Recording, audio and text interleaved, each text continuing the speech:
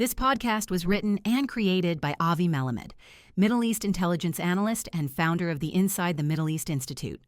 Today, we're getting into something really quite interesting. We're looking at these recent declarations, from countries like France, the UK, Canada, recognizing a Palestinian state, especially after the recent Israel-Hamas war. Now, you'd think maybe that this would be met with huge celebrations, right, in the Arab world among Palestinians. Mm-hmm.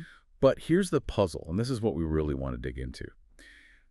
The reaction seems, pretty quiet. Subdued even. Okay, let's unpack this a bit. Yeah, and that quiet reaction is exactly what our main source today, an analysis called The Mirage of Palestinian Statehood, Arab Realities Behind Western Recognition, tries to explain. It really dives into why this seemingly odd response actually makes a lot of sense from an Arab and Palestinian perspective. It points to much deeper realities. So our goal here is to look past the symbolism, the headlines, and understand the substance of it all for the people actually involved. Right, because, establishing an independent state, that's been a constant theme, a mantra, almost in Arab politics for decades. So why isn't there more excitement now, it feels like? Yeah. Like the volume's turned way down. Well, what's fascinating, and what the sources really highlight, is a reason that's pretty widely accepted by Arab writers, and importantly, by many Palestinians, too. It's pretty stark, actually. The feeling is, given how fractured things are right now, how divided Palestinian politics is, an independent state today wouldn't be a source of hope. It would almost certainly be a recipe for disaster, for more internal conflict. A recipe for disaster. Yeah, That's quite a statement. So what's behind that grim view? What are the big obstacles? Our source points to a couple of major things. First, this deep ideological split. It just seems to paralyze everything. You have Hamas running Gaza, an Islamist movement committed to armed resistance, and they flat out reject the two-state solution. And then, completely differently, you have Fatah. They lead the Palestinian Authority, the PA, in the West Bank. They're secular, they accept negotiations, in theory at least, but, and this is key, they're widely seen as corrupt, as out of touch. And this isn't just like a political disagreement you see in democracies. It's led to basically two separate governments, constant blaming each other, actual violence. The source mentions the 2007 Hamas takeover in Gaza, bloody, hundreds died. That really cemented the split geographically, politically, security-wise. It broke the idea of one Palestinian entity. Wow. Okay, so that political chasm is huge. But there's another piece just as critical, right?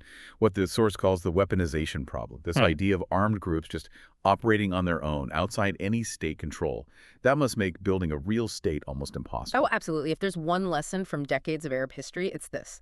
You cannot build a stable, functioning state when you have militias. Yeah. Movements like Hamas in Gaza, or look at Hezbollah in Lebanon, holding their own weapons, running their own security, outside the government's control. It just doesn't work. It's not just theory, is it? Not at all. You see the results.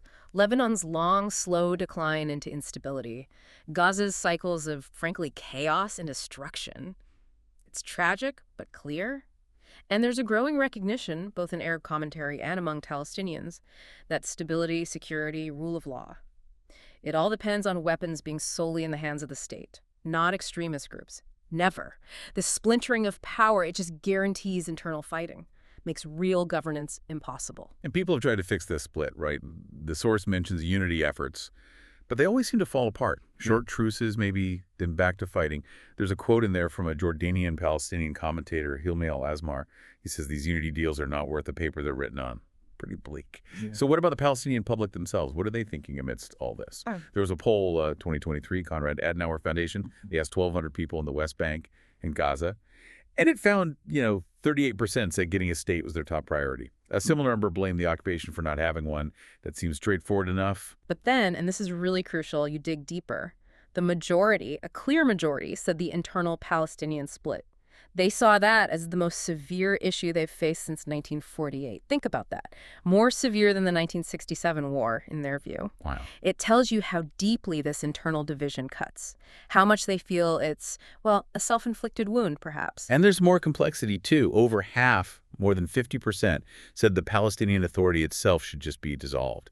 Corruption was the #1 reason cited. Yeah, huge frustration with the PA. But then, here's the twist.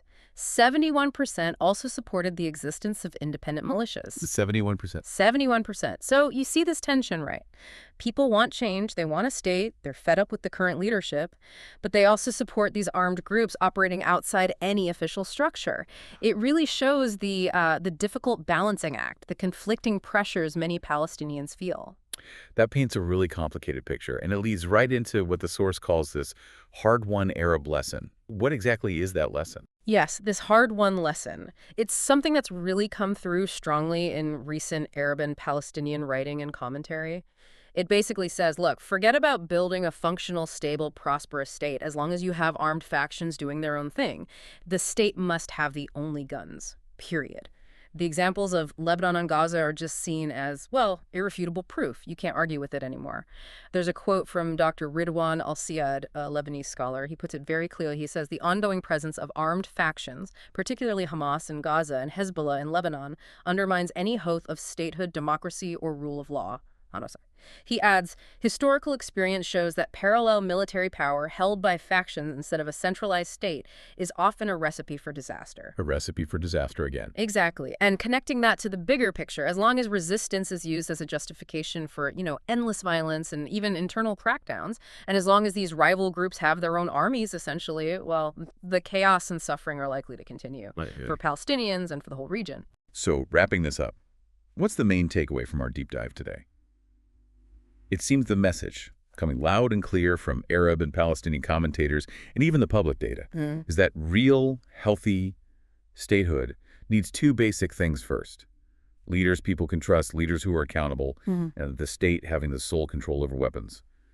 Without those, peace, stability, prosperity, they just seem impossible. Precisely. And the Palestinian political scene right now, it unfortunately has kind of the perfect storm of factors that make failure almost certain. You've got this intense ideological fight. You have powerful armed groups like Hamas, Islamic Jihad, running their own military operations, often pushing towards violence. And layered on top of that, deep corruption and dysfunction in the existing Palestinian Authority. It's a potent mix. And the understanding, both among Palestinians and in the wider Arab world, seems to be that launching a state into that mix wouldn't solve problems. It might actually just create a new center for violence, for instability, for failure. Which brings us back to that really provocative question our source ends with. It's something for you, the listener, to think about. Why are Western countries, who surely see these internal problems, pushing so hard for recognition right now? Is it just, good intentions paving a road to a very grim outcome? Or is it maybe more about politics back home in those Western countries? Something to consider. Thanks for joining us on this deep dive. This podcast is made possible by supporters like you. ITME is an independent, nonprofit institute committed to apolitical, intelligence-based Middle East education. To learn more or to support our work, visit our website www.insidethemiddle-east.com.